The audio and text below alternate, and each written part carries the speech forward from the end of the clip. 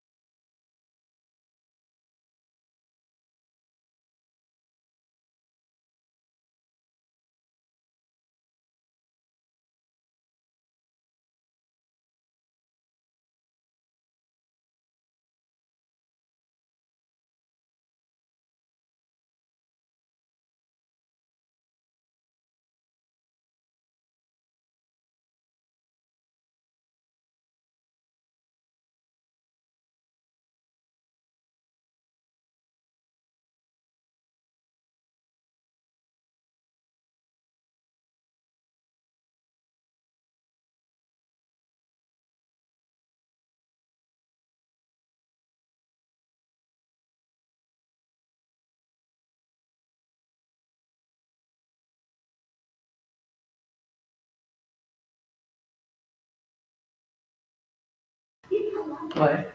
Super incriminating things is all that I can say while this is. Okay.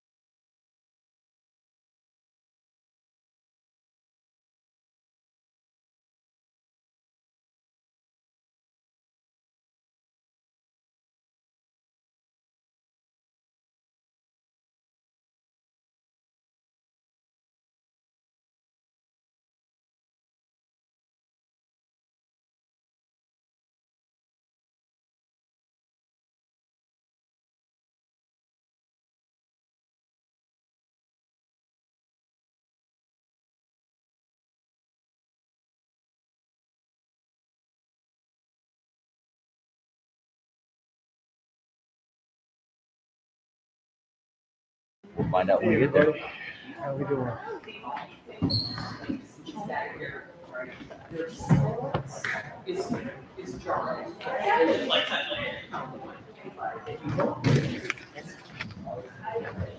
Hi, how are you? How are you guys? Good, how are you doing? How you doing? Thank you. Good.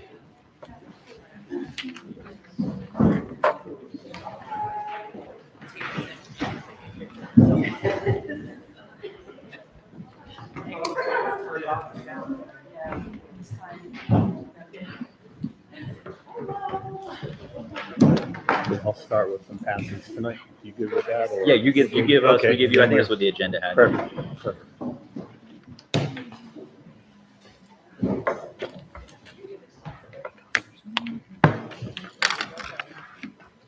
I realize in retrospect, do we need the big microphones or are we gonna have to big boy talk?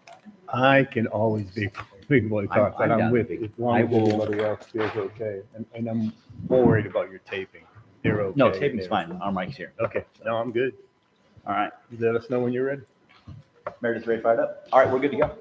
Okay, thank you, everyone. We're gonna follow our agenda for tonight. I appreciate everyone again with the pace of the meetings. I know we continuing to get together and meet with regards to trying our best to move forward and get this accomplished. So we're gonna pass through, just kind of following the lead on the agenda. So our first one is the dual enrollment supplement, and really we do that in two stages. One is, we would like to keep the dual enrollment supplement as stated originally from last year. We do see the need for the FCT piece. So we've adjusted some language in that in the financial commitment. So I'm going to pass that as two pieces, enough for your whole team. Thank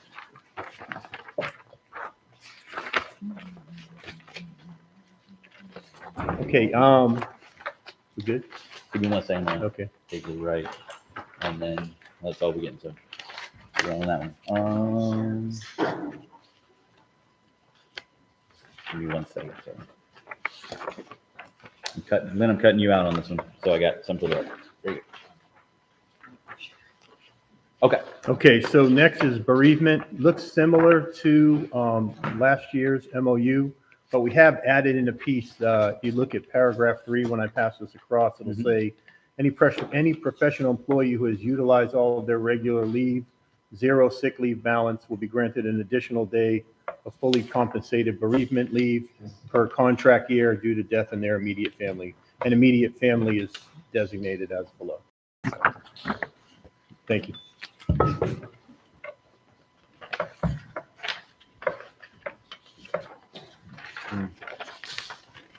Let's go on that one.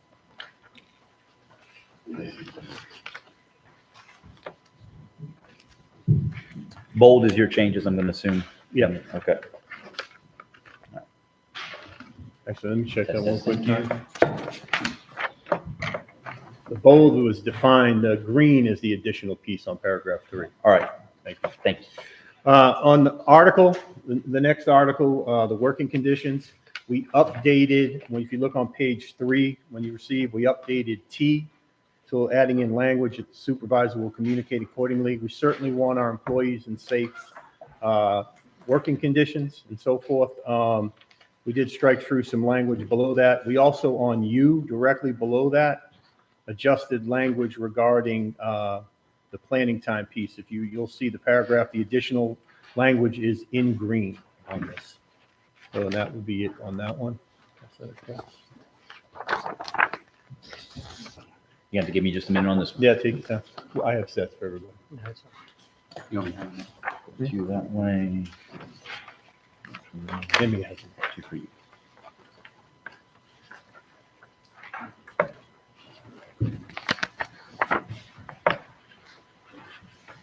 Okay. I need.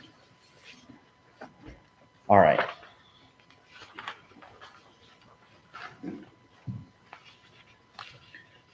Looking at the, I'm gonna get a little closer here. Okay. There we go. Looking at working conditions. Okay.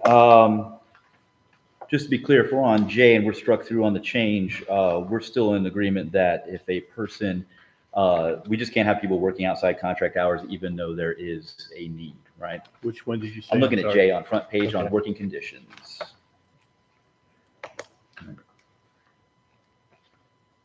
Yeah, we left the strike through in there. Um,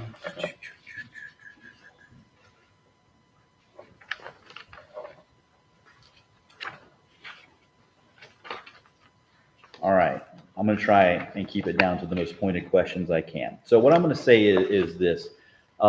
First and foremost, you've struck through both of our asks when it comes to ESC people, especially when it comes time for compliance, both at the elementary level and at the other two levels. I need to ask, does the board see there being any problem with the amount of ESC work that's being given to the ESC professionals? I don't think anyone questions the scope of the work. I think we feel like there is comparable resources, and we believe that we certainly want people to have allocated time to work with whether it's IEPs, case management components, and so forth. So we felt that was certainly a strike through. You're more than willing to caucus on it, and certainly take what you pass back. Okay. Next, I'm going to look through your adjustments on T, and you left a little bit in U, so I'm going to take a look through that. Planning time. All right.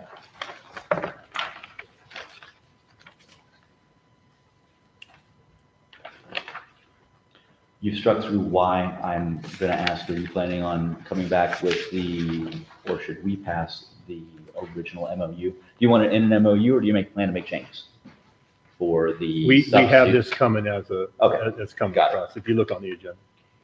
Okay, on, you're good? No, I got it. Okay. Sorry, I got to get to the end here. At the beginning of school.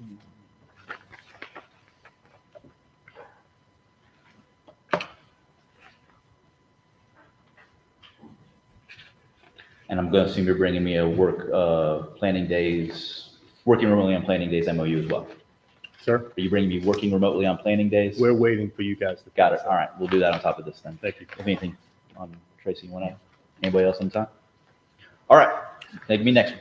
Okay, paid parental leave. We went back, we're pretty much good with all of this. We left in the red that was added in. We've added in the word calendar. It's in, and I apologize, I'm colorblind, just so everybody knows. I'm calling it lavender. Okay. So it could be purple, it could be some other colors, I'm not sure, but anyway, but we have it with the 5 days on the second paragraph, 3 years, and we left in the rehires who have not retired shall be entitled to this leave if the break in service is less than 180 calendar days. We also left in the except in case of emergency. So pass that over. Okay. Just 1 second. Here. And for me. 2 for y'all. All right, I'm good on this one. Okay, on the teacher providing emergency class coverage, on item 8, when you look at this, we've added in order to qualify for compensation, all jobs must be vacant and verified in SmartMind. We just want to make sure that they are in vacant position, but other than that, this is the same as it was We'll take last last year. Now it looks to me, 1 second.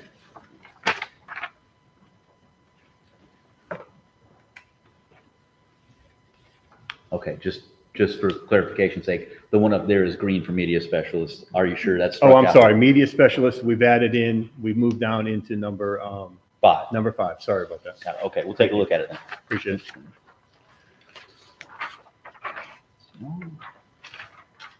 All right, hit me. Okay, leave provisions.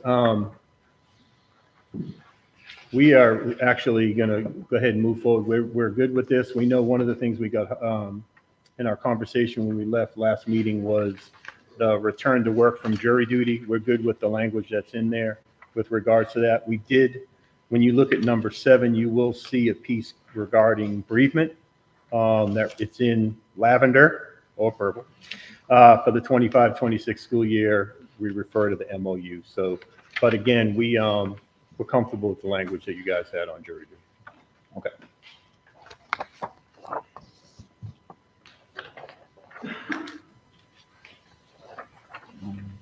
Sorry, 2 for you, 1 for me, 2 for y'all. Give me 1 second. I just want to take a peek at this. Take your time.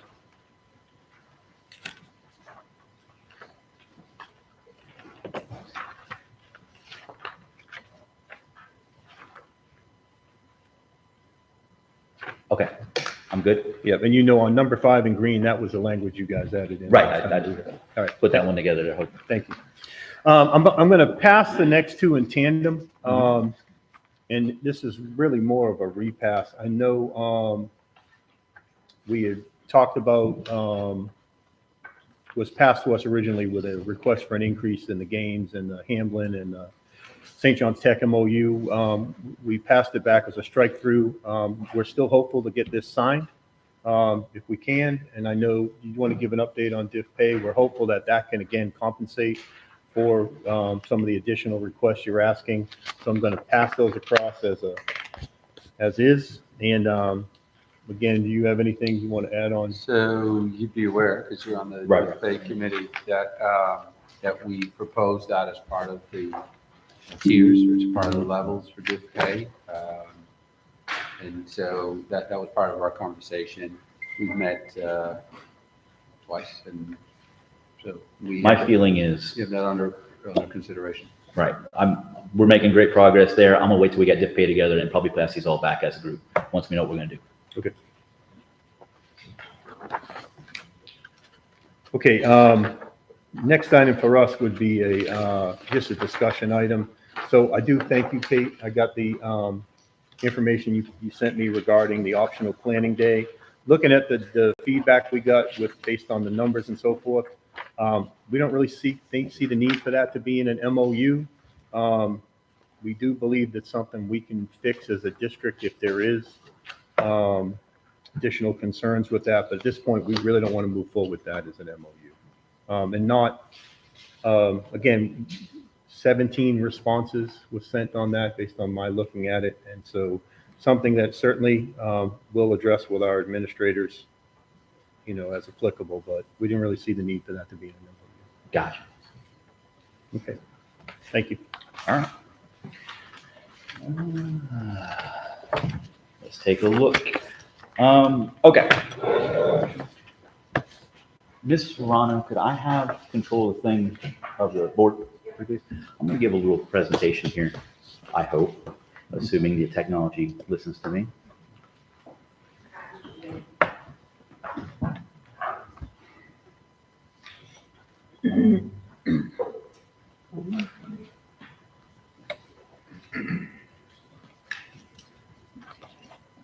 We'll see. We're making headway.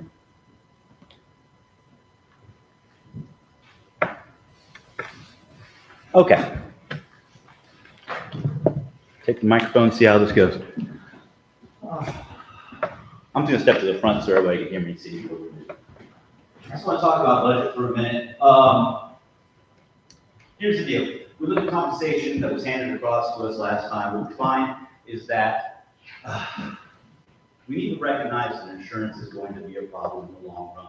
Because in order for everybody to make a raise, we have to have a raise larger than the worst insurance increase. So if you look at, there's 811 people out there that are on the hospital to buyout plan. And hospital to buyout plan is going to cost a little under $800. I think it's $722 for that family for that year. Okay.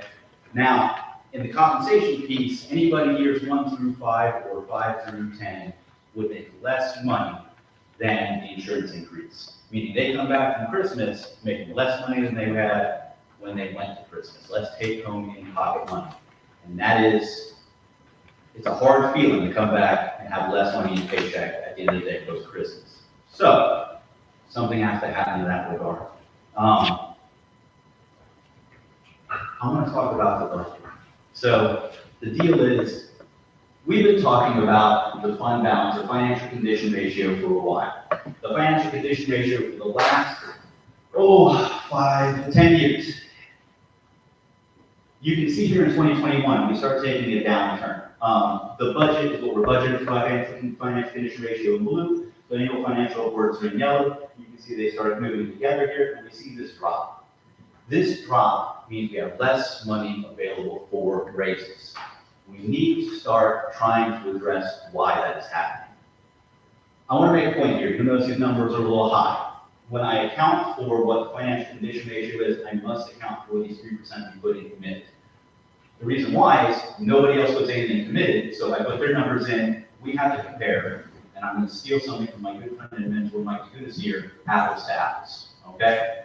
So when we go apples to apples, we can see no one else puts anything into committed, at least, well, let's say Marion a couple of times, and these are all our comparable counties, Clay, Collier, Stanfield, on and on. We always put something committed. Same thing happens for all our local contiguous counties. So I'm always going to put those together for the sake of comparison, because if not, I have to subtract 3% from all of them, and that's more math for me. So let's look at financial condition ratios for the last 10 years across the county. You will probably see, I don't know if that laser light's going to show up, but the tall one at the beginning here in 2012 is going to be us, and you can see the downward trend we've taken in financial condition ratios, leveling out 2016 to 2020-ish, and then taking a downturn, putting us in the bottom of the pack. Now, the reason I'm showing this slide is I want to show that the trend of most districts has been either upward or balanced for the last 10 years, and we're the only one taking an incredibly negative trend line here. I want to say something first before I begin any further. Everybody in this room, people in the back, people from my left and right, I believe in all of this because I know we're all in the same water here. We're all fighting against ignorance out here. I don't want anybody to think I'm picking on because I'm going up here and smashing these numbers as hard as I can.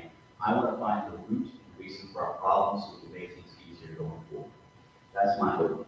This is a system. This is a construct. It's made by many people over many years, over decades at this point, and I want this construct fixed to a point where it produces what it needs to produce. If you see us compared to the locals next to us, or our contiguous counties, Putnam, Flagler, Duval, and Clay, you can also see our trend line also is down. A lot worse than theirs has. Okay, they're either steady or rising. We have to ask ourselves, why is this happening?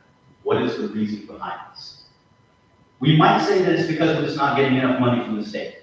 And that is a possibility, but I've taken a look here at our percent increase in revenue. You will see our percent increase in revenue in the blue, right in with our percent increase in students. These are both percent increases. They are not total amounts, they are increased percentages. They ride lockstep with each other, but we've always received more money in an increase than we have students. Now, the new problem, of course, is charter schools. Charter schools are going to take some of those students out. When they do, they also take the money out that those students brought. That's how we lose the money, we lose the students, which limits growth. Pretty much since I've been doing this, I've been told growth is what's killing us. So something that limits growth should, in theory, help us, but we're losing the money, but we also lose the students. So we kind of put a little net negative in that area. Something that's not represented here are unfunded mandates. So the state's always throwing this little something saying do more with that money, with that little gap you see between the yellow, orange, and the blue. There is no point on this line where blue and yellow, or blue and orange cross, okay? So we've never been hurt more than we've been helped. Some of that gap is eaten up, of course, but that's a mistake.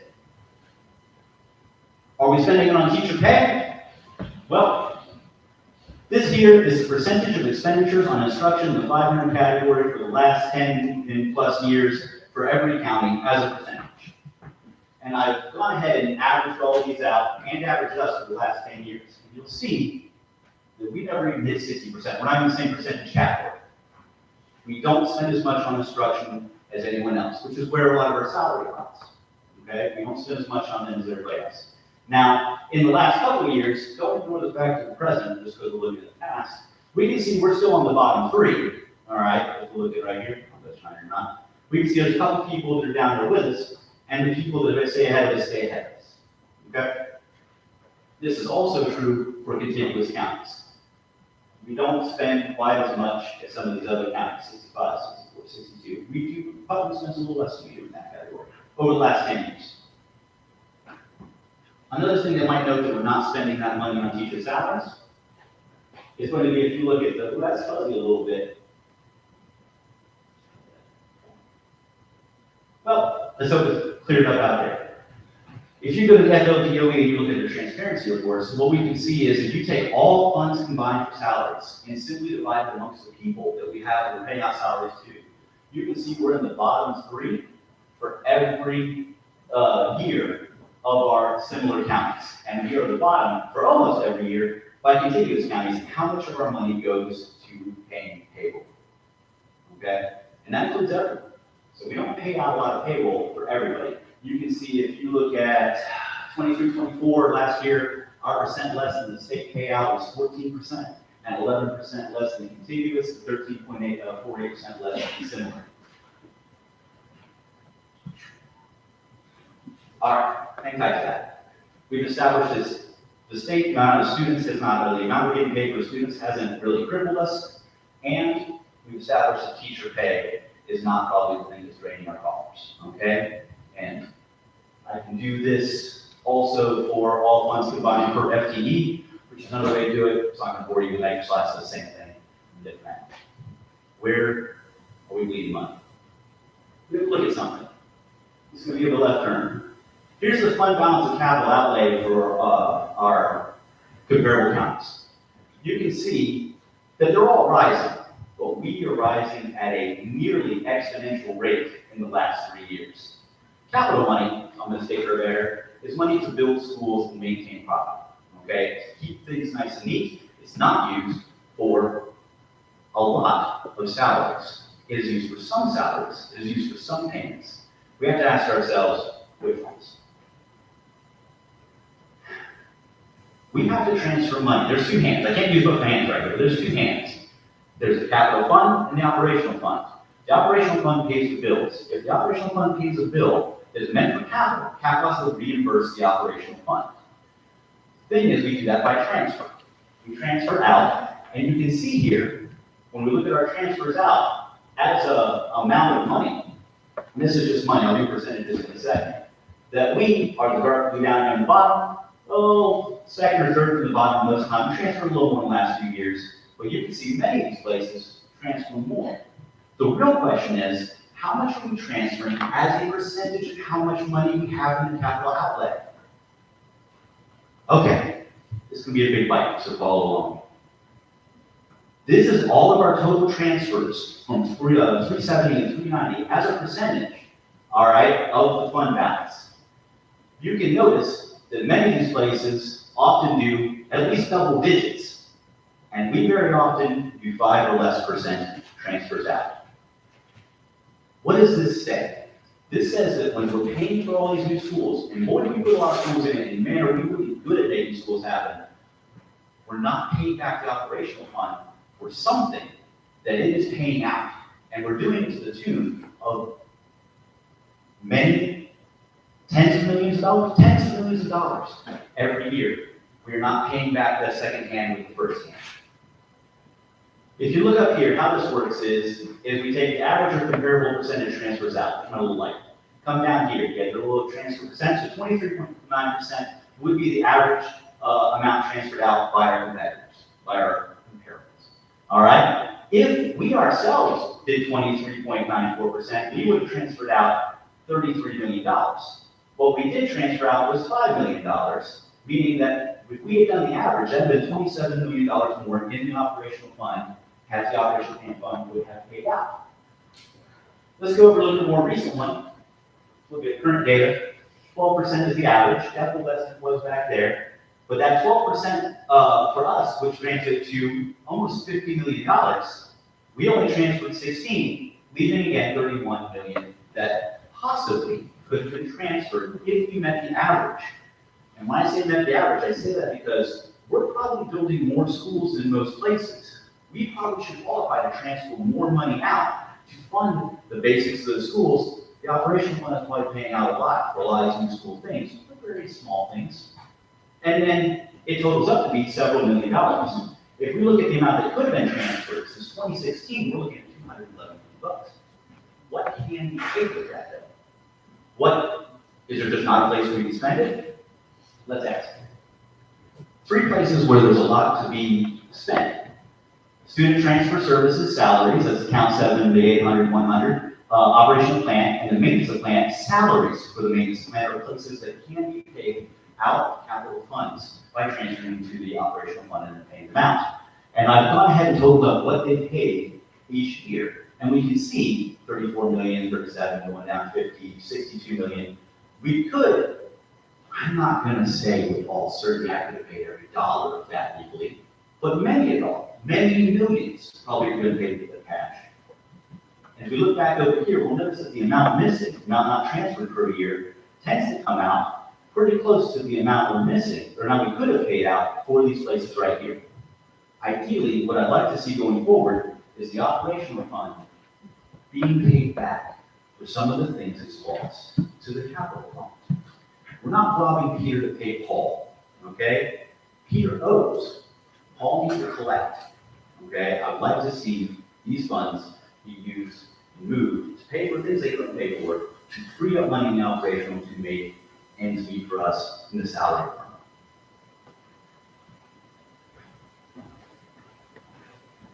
I love the black sea again.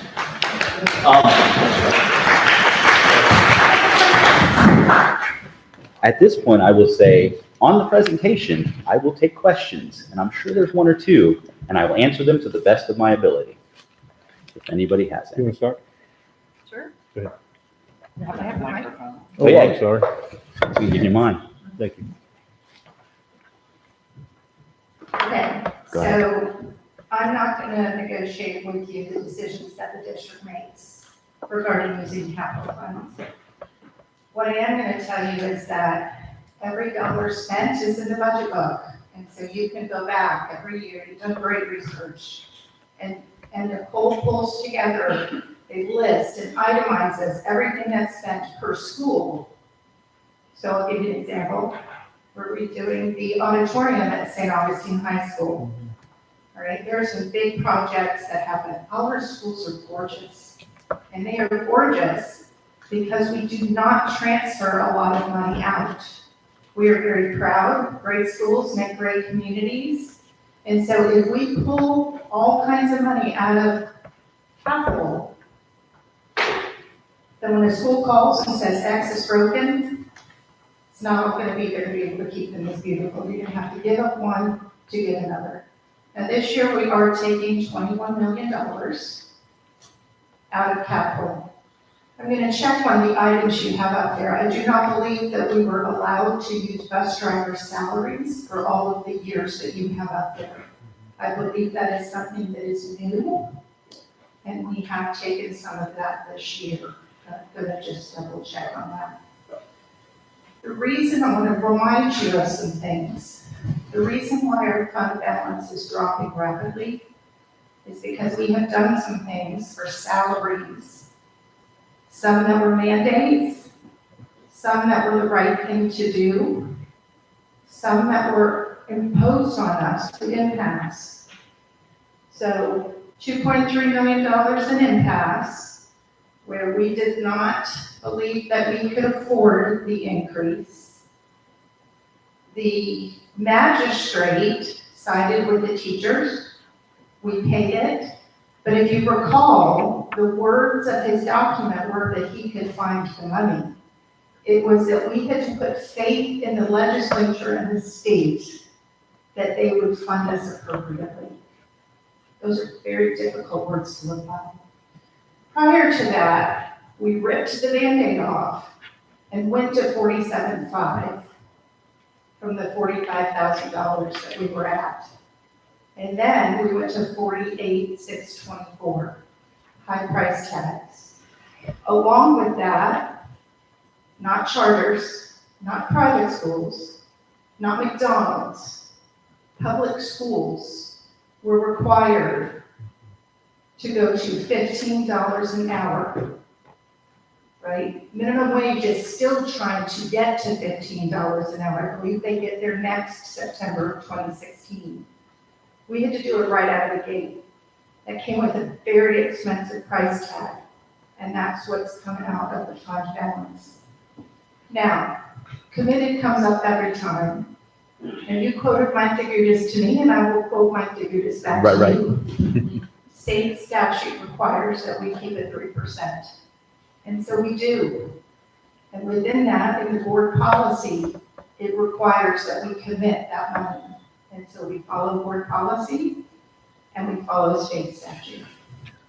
And so at this point, that's kind of where I'm gonna stop. But I would encourage you to please look at the budget book and look at the section on capital outlay, because I'd like to know what you would recommend we don't do. Because if we move more money over here, we've got to trade out something we don't do over there. And I never want it to be to the detriment of our buildings, which also allows our teachers to function. Last but not least, you used 5,000 for instructional salaries. You kind of alluded to it, but if you go back, 5,000 is not the only function that we use for teachers. Okay, there are other functions that we are allowed to use. Media specialists in particular in the 6,000s. We have some coaches.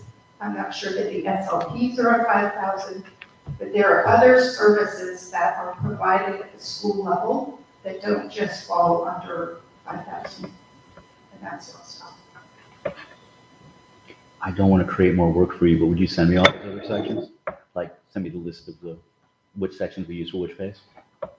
Actually, there's something called a red book Okay. that you can pull off of the DOE website. Mhm. And it's actually, it's like a chart of accounts. Got it.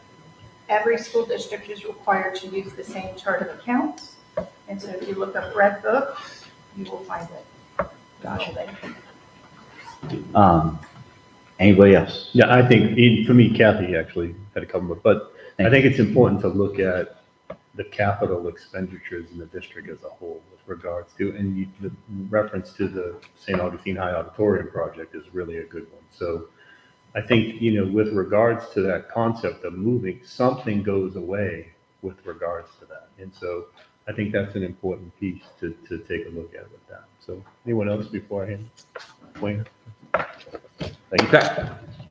That all being said, I'm actually going to hang on to control and maybe just broadcast the things since I'm sitting right here with this. And I had it already set up. Sorry. First thing, I guess let's just throw compensation back across. I got a couple of pieces here. I got compensation. I've got insurance. I'm so sorry, an insurance idea. And I've got supplements. And then I will get the supplements when we get there. So this should be enough for your folks, I hope. All right. Sorry, let me zoom this into a place where everybody can see the best we can.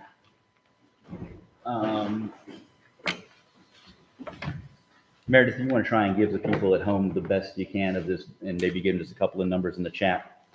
All right, so looking at this, a couple of things. Number one, we decided to make a shot at adding a fifth line, going 16 to 20 and 21 plus, because in one of our recent surveys with teachers, they wanted more sections. So we've added more sections. We changed the retention factor to basically back down, 0.1 at every section. And I've used the updated number of teachers that I got the other day in an email with y'all, and I'm hoping that's the correct. I think it's our last year's numbers, so we might be off a little bit on that. I'm making things. The retention amount and the pay performance across the top. Now, here's what we did. We went down in the recap. You'll notice we went to $100 for highly effective, $75 for grandfather, and that's something I'm kind of willing to argue about a little, because after you guys said that the board had talked to some folks, we also went out and talked to a bunch of folks, and we didn't find anybody agreed with that. And I think that if you guys maybe ran a survey or something, or had some hard data you could show me saying people really wanted to go to a further apart number, especially if a bunch of teachers were telling you that when they're not telling us, then I would accept some data in that regard to making that change. But I can't go on, we talked to some folks, because we also talked to some folks.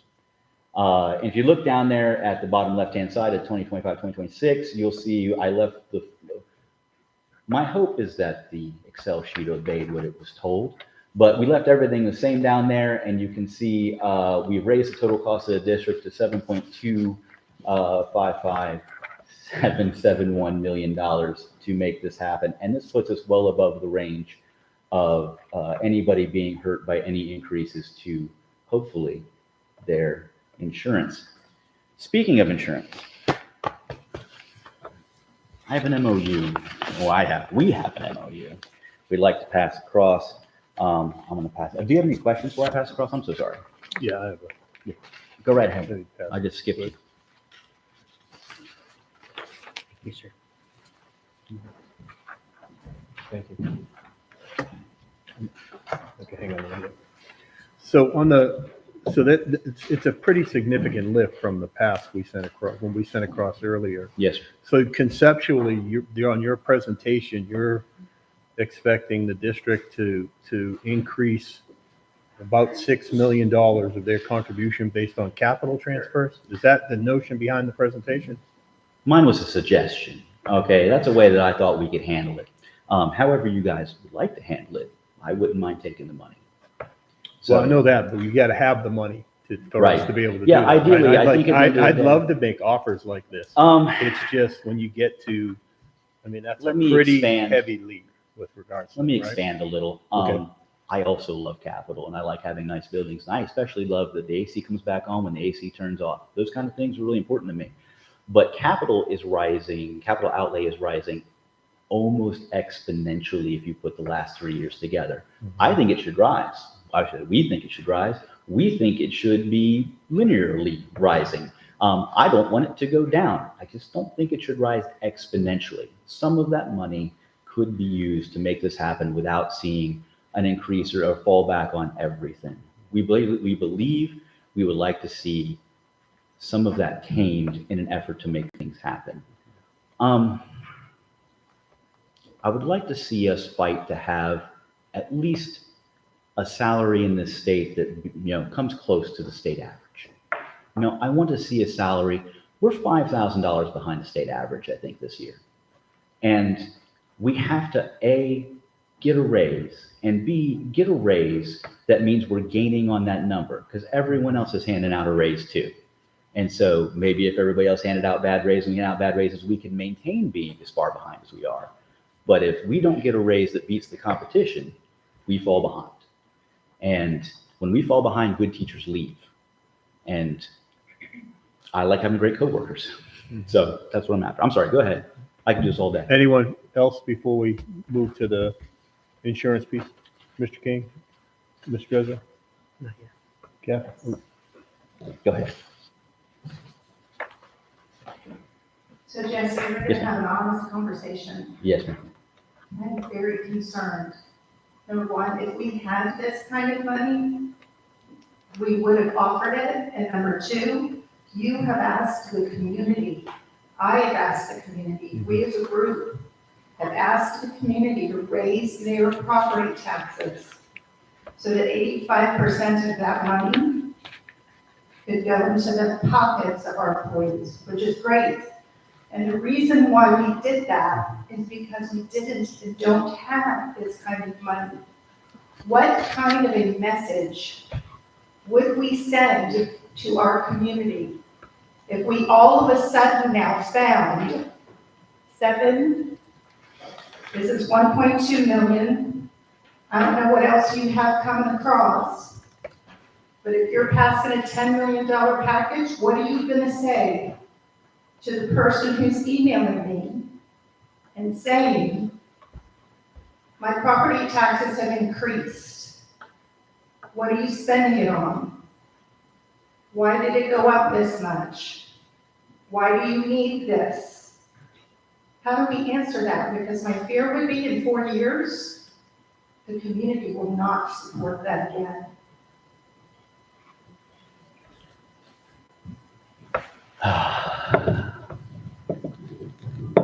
To answer that, I would say, I really appreciate the community. I think everybody took a hit to make sure teachers had money.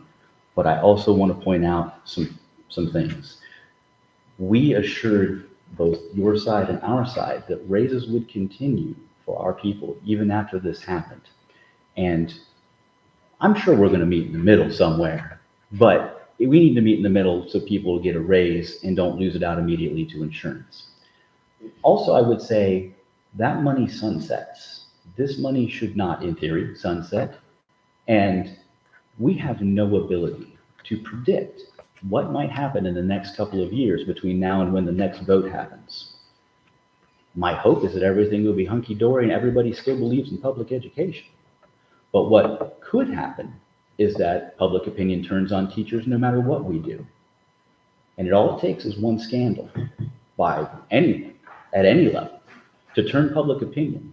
And then that money goes away. And we are left with what our salary is. and our salary needs to remain competitive.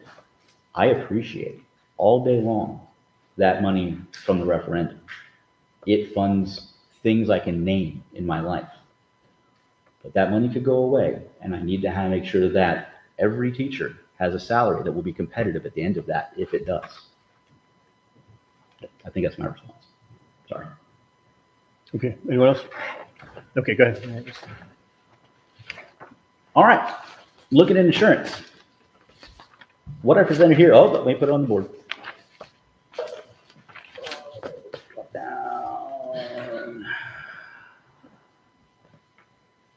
No, hang tight. Gotta go find it. Microsoft Teams, come to my rescue.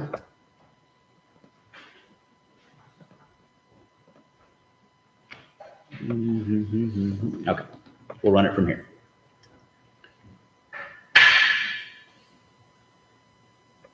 Come on, Word. I believe it. There we go. All right. This is a memorandum of understanding. This memorandum serves as a written agreement and is in regards to Article 14, insurance. So this memorandum would supersede Section J, Parts A, B, and C for its duration. The insurance premium increase would be implemented as follows. Hospital 1, the board would contribute 100% of the premium increase. Family Hospital 2, the board will contribute 100% of the premium increase. And for Hospital 2, the board will contribute the dollar amount equivalent to Hospital 1 for both single and family plans. The employee will be responsible for the additional premium increase. This would run for next year, although we probably should adjust those dates to be the actual year of insurance. But that's up to us later if we start working on this. So here's the thought process.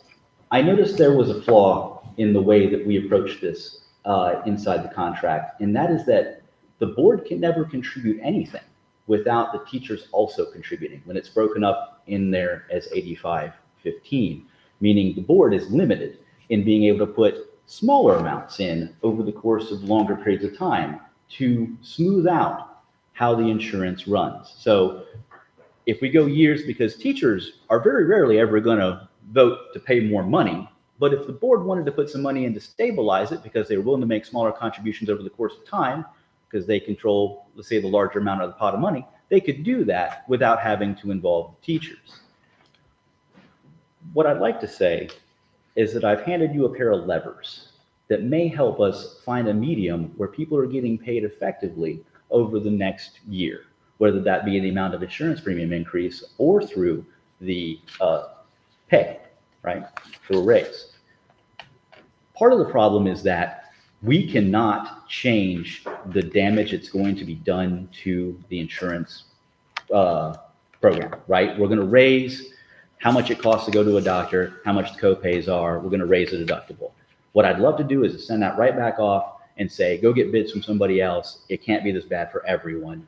We have to take a look at that. But we don't have time to do that. Open enrollment's coming up, and we need to make sure we have things in place. So the only thing we can argue about is how much the premium increase will be for the users on the bottom end. Okay, so these are hopefully levers that could be turned to find a happier medium. That's my hope anyway. Any questions before I roll on? Okay. Go ahead. So I'm just kind of curious. So the presentation during the insurance committee meetings to talk about not just our impact, but the industry itself and its increases, you're saying to ignore that and we should just... We should probably carve out our pharmacy and see if we can't find somebody to give us a better deal on how our pharmacy is going out, because that's what's crippling us. We could probably also carve out GLP-1s and start asking people about better ways to spend that. Well, and that was done during the insurance committee. So Right. that's what I'm saying is I'm trying to find out why Did we take bids from other people? that's what our agency RFP is supposed to do, is to be able to help us to be able to navigate that and to get us the best possible prices where we can. So I'm just curious as to why Did we only check with RFP? well, that's what the RFP is designed to do, is to help us to be able to navigate that process. Give me 1 second. Borrow your pen.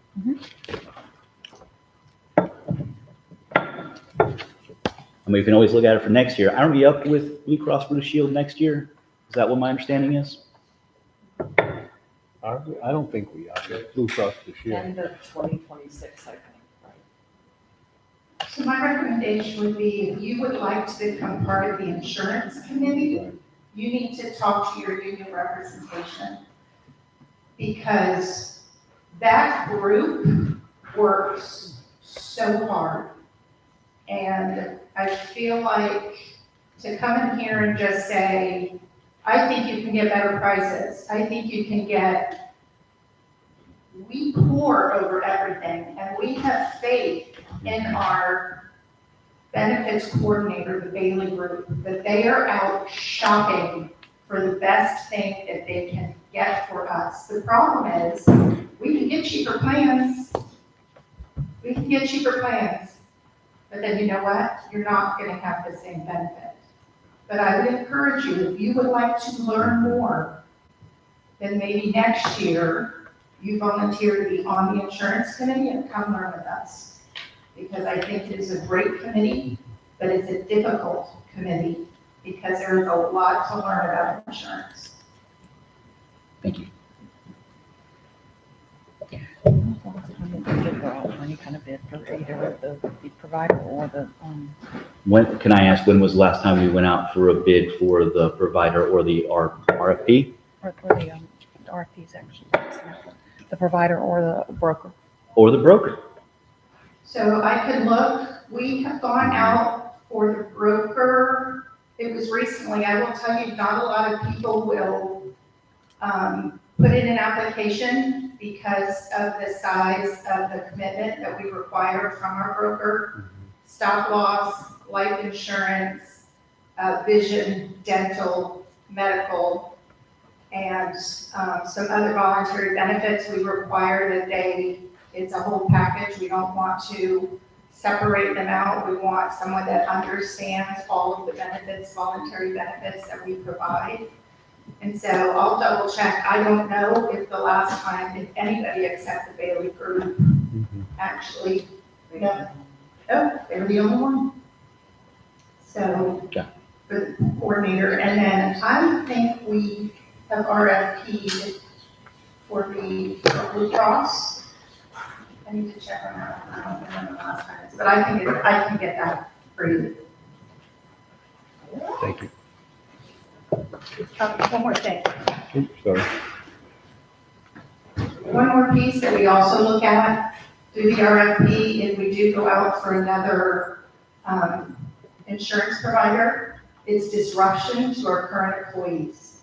So it's Blue Cross Blue Shield is very widespread. It covers the majority of, it's very rare, as you heard Jay say, to find an out-of-network doctor or facility in St. Johns County. There's some out there, but you have to remember, if you go with United or Kaiser or Aetna or one of those others, then you have the possibility of disruption, and then you have to figure out how many employees then doctor or physician or the current treatment they're getting would no longer be covered and would become out of network. So it's a big look. I appreciate your insight. Thank you. Are you good on that one? Yes, good. All right. Supplements. I have some. These are all yours. Extra pay for extra duties. Thank you.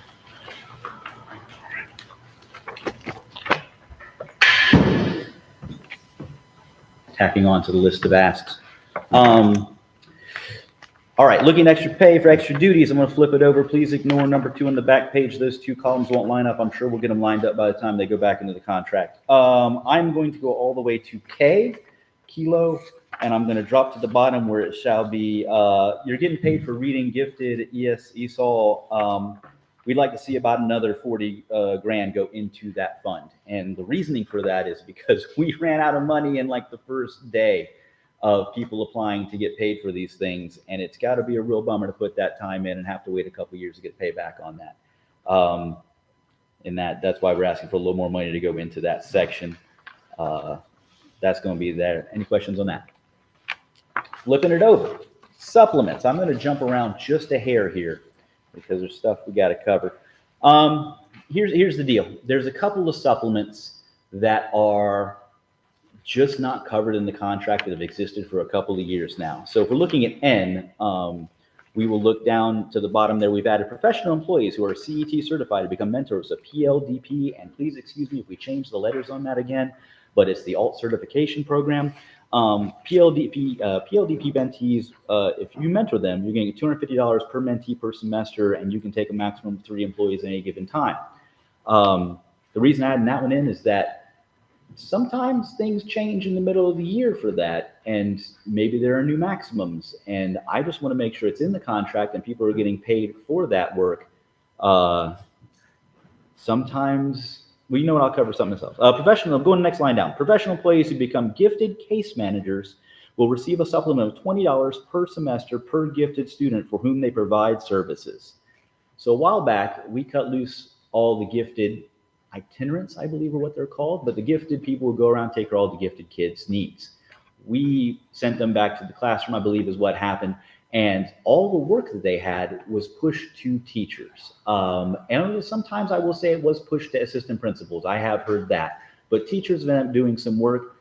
I did the work for a little while, and let me tell you, suddenly having a caseload of 25 kids, I would like to see that money in contract to do that work. It is a lot of paperwork, and it's being available to kids who sometimes are relatively needy, and they should get paid to do that work. I know some of y'all in the AMC are going to laugh when I say you can't just fire someone and give their work to somebody else. But over here on the union side, we'd like to see that not happen, where the work just gets spread out.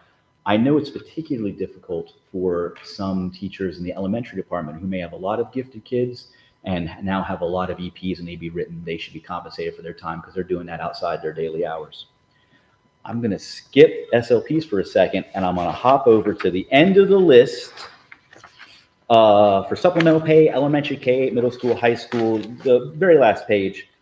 New teacher cadre, that's going to be something we've done for several years now. That's a mentorship program, and we'd like to see the people doing that get paid at $500 for that amount. That way they could split up, and that's should be semester pay, I believe.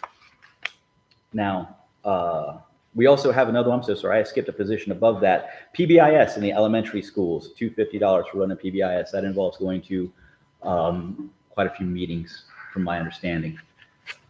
So PBIS has a bunch of meetings they have to go to. There's a couple of people, like one representative per grade level, I want to say, that does that, and they just haven't been getting the pay for that. I do want to say things have been in the supplements department, from my experience and from other people's experience on the team. It's been a little bit this year like, I'm not sure if that exists anymore. I'm going to say that I didn't get an NTC email till this week. And me and my partner in this, for example, we just did it on the high hopes that it existed for the rest of the year at the beginning of the year.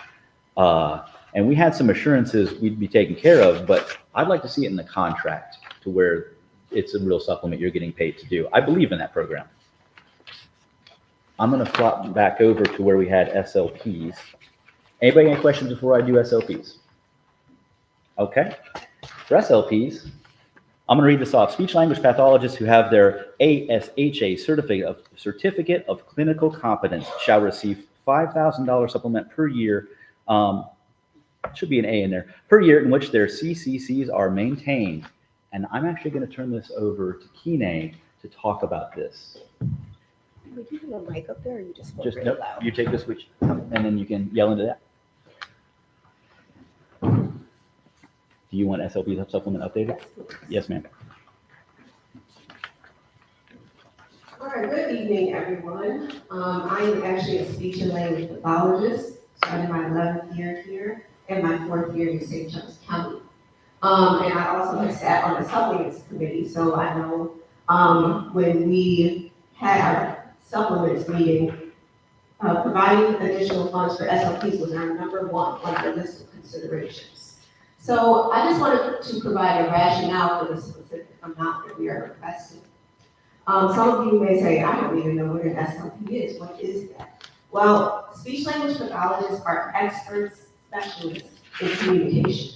And so within the school district, that means that we provide diagnosis, treatment, prevention, education for students who have articulation difficulties. Maybe they can't say their R, they have a lisp, or you just literally cannot understand what they're saying, right? So that's articulation. Voice disorders. We work on auditory rehabilitation, and one of our biggest areas is language and that connection to literacy. So if somebody can't understand or if they can't communicate effectively, it's going to be very difficult for that student to engage well in their academic subjects. We provide support to over 4,000 students in St. Johns County School District, and we directly impact the lowest quartile of students. What does it require for us to receive our particular certification that we're talking about tonight, which is the SJEA? SJEA is our national governing body. They're the ones who certify SLPs, the American Speech Language Hearing Association. And the C's refers to the Certificate of Clinical Competence. To receive your SJEAs, you must have a master's degree with an emphasis in speech language pathology. To get a master's degree as a speech language pathologist, you need to take 61 to 72 hours of Yes, I believe so. credits. That's 2.5 to 3 years to get your master's degree. It requires 400 minimum clock hours of supervised clinical experience. And then after that, once you've graduated, you need to complete a full year under something called a clinical fellowship. So this includes 36 weeks of employment and 35 hours a week under the supervision of an SLP who also has their C's. And it requires a minimum of 1,260 clinical hours. You have to pass the praxis examination in speech language pathology, and every 3-year certificate cycle, you have to receive 30 CEUs, which are basically professional development hours related to speech language pathology. And even though a lot of the training that we get in the county is very important and very beneficial, it doesn't always apply to what we need or what speech language pathologists need to maintain these certifications. In addition, every year, this certification costs $250. And I didn't mention up there, but one of the other benefits of the certification is someone who has their C's can mentor CS, and they can also supervise graduate student interns from our local schools, which is definitely a method of recruitment because they already experienced our schools, we already have somebody in the pipeline, but we have to have somebody with their C's to actually mentor them. Can you scroll up a little bit? Yes, ma'am. Just in addition, most district SLPs, pretty much all, are also licensed with the Florida State Department of Health, which has similar requirements, costs $80 every 2 years, and allows for Medicaid billing, which does bring some funds into the school district. So, what are our neighboring counties doing for SLPs in reference to supplements?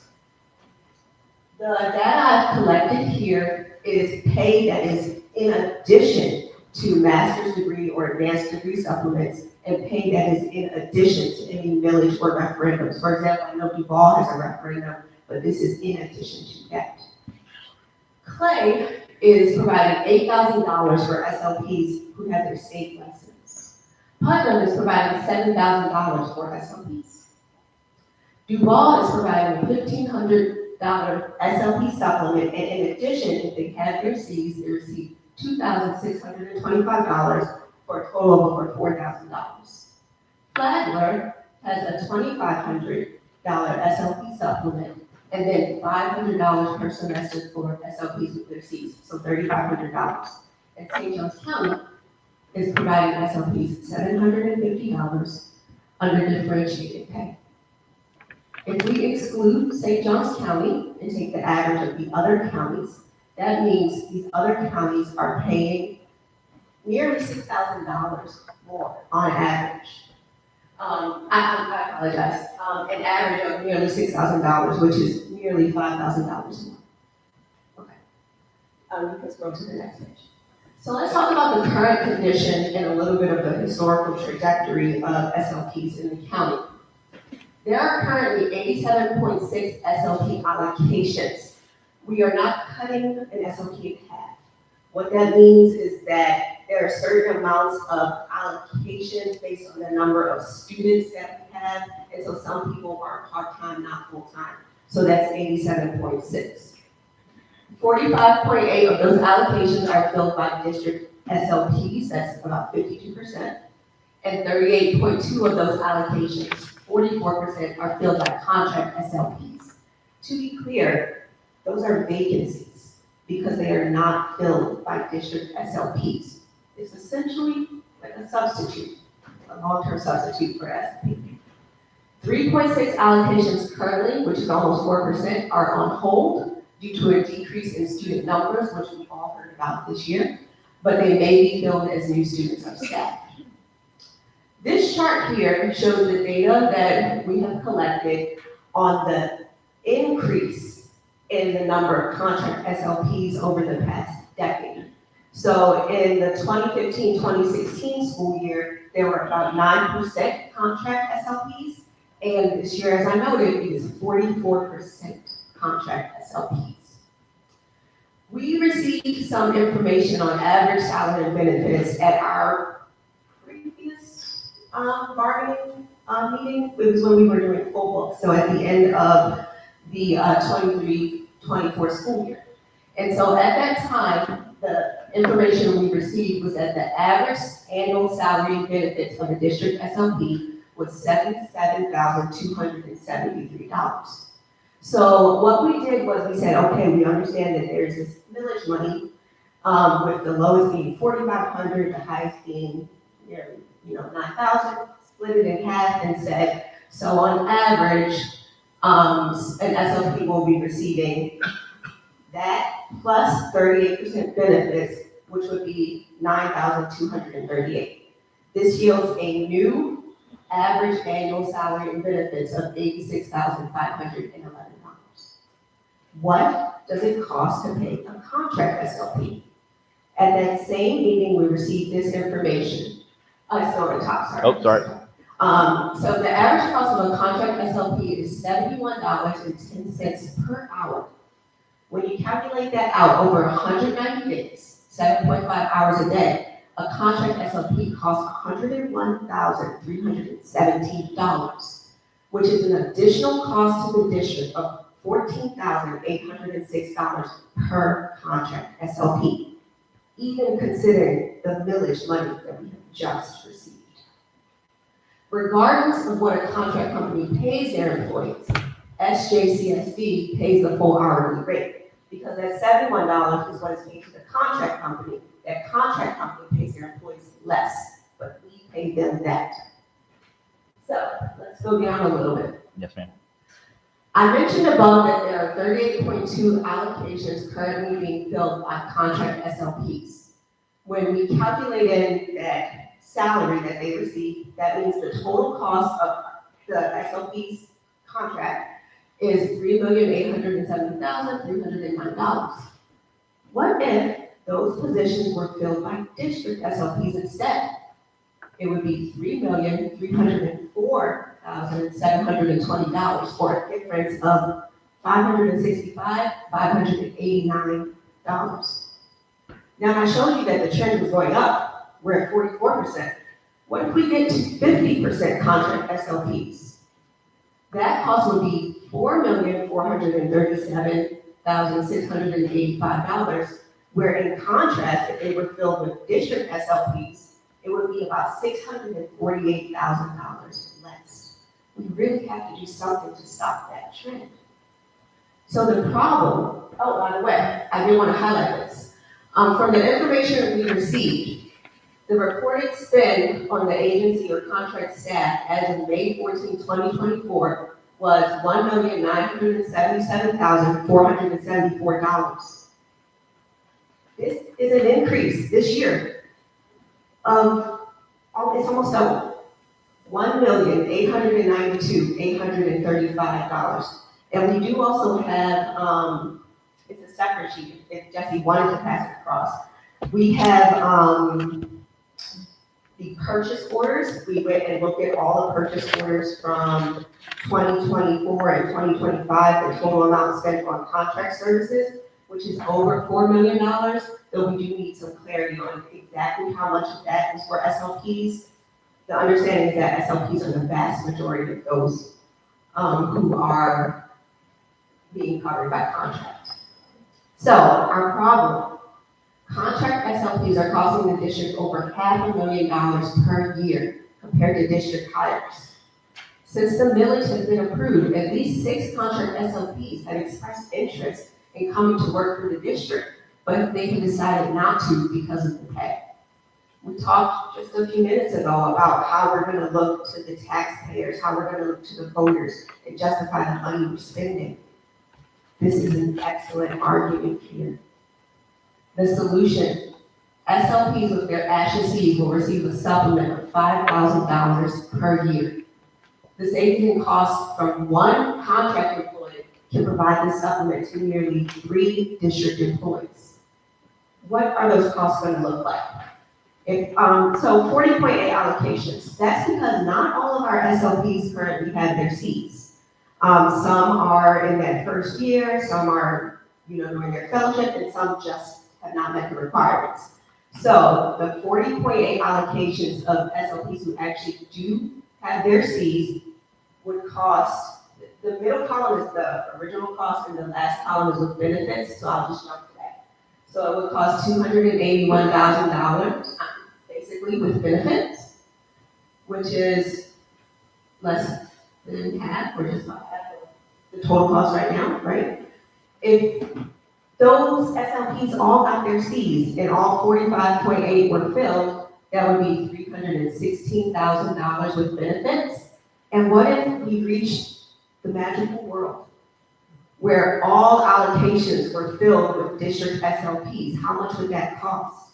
$604,440, which I should point out is less than what it's going to cost us, the difference, if our numbers increase and we hit 50% contract.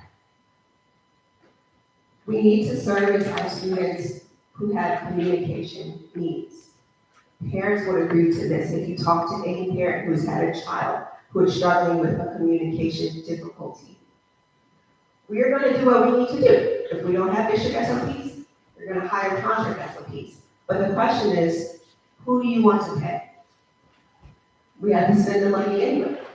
So can we reallocate the money from contract SLPs to our district SLPs? That, I think, is the task that we're asking today. Thank you.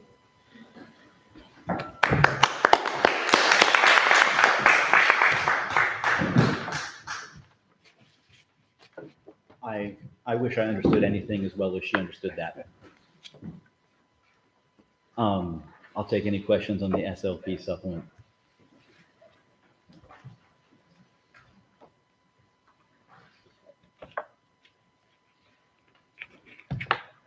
The purchase order list with the $4 million on it she's had, I've got it uploaded. I think it's loaded in. It's loaded in the thing. That's everything I had to pass across. I believe, oh, I'm so sorry. There is one more thing.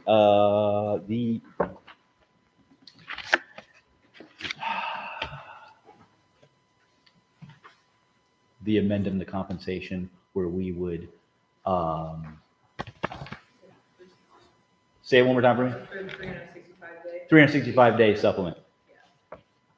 I'm going to find that eventually and get it back to you today. But we're amenable to that idea. I just have to get the paper back to you. Okay. Okay. All right, so we're going to caucus for a bit. Oh, yeah, yeah. All right. Go I'm ahead. sorry. Right, Jesse, Yes, ma'am. PBIS, what is the cost of that? Oh, the person who knows that is absent. So I can't give that to you off the top of my head. NTC Wait, NTC? cost, I think COSI's all the way out. alt cert cost, Oh, that's going to depend on the amount of people getting alt certed. No, I don't have any of those for you, but I can get them. And Kathy, I'd like to speak with Julie Hayden. She really leads PBSP, so I think we get a number from her as well, the Guy Harris's office. I can make some estimates and maybe get.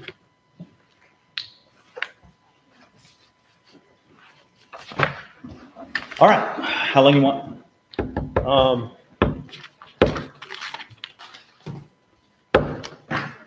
30 minutes? We'll start there. We'll see what I can get through. All right. Thank you. Thank y'all. Just power down. Power down the mics. mics, you right? That's good. Got it. Are we audio off, Meredith?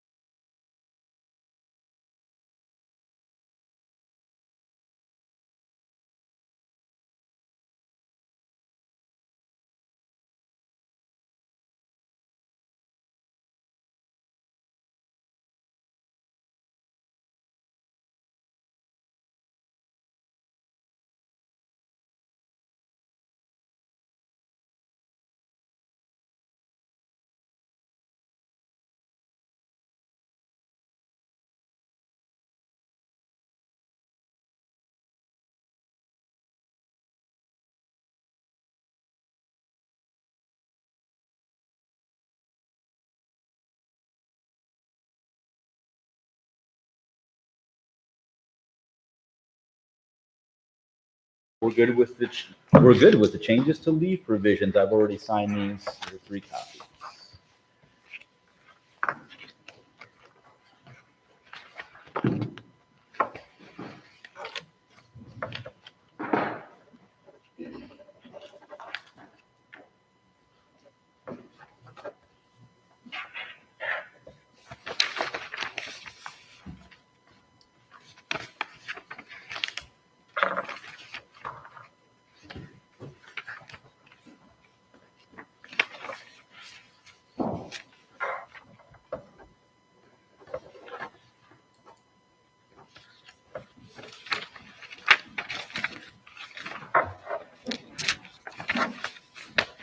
Thank you. One is you. Thank you. Next, we're going to do teacher providing class emergency coverage. We're good with this. We did look at the end of the caveat about elementary media center specialists, and they can access Smart Find as of this year. So Thank you. we're good. We have them run a little test for us. You know, What's that? you asked last year.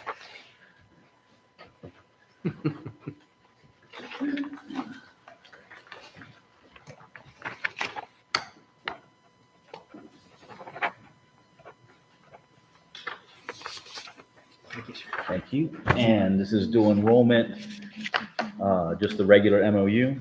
I'll give one to you.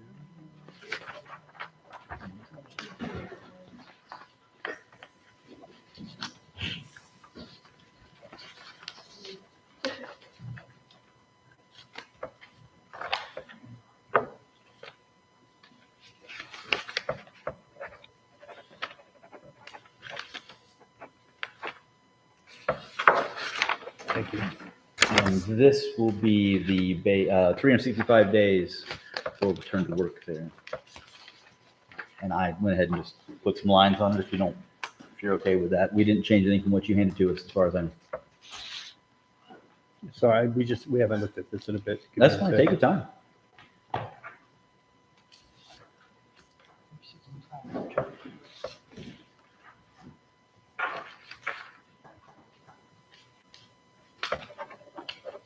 If you want to wait on it and look at it some more. No, I'm not- it's accurate. We've been away from it for a little bit.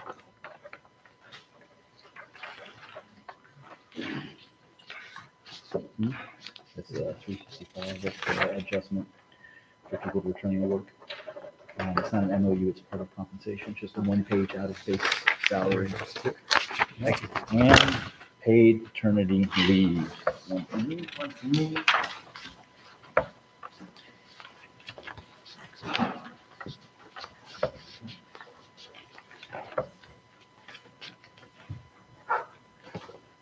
I'm turning this to you. Okay. Mhm. I don't think I need it.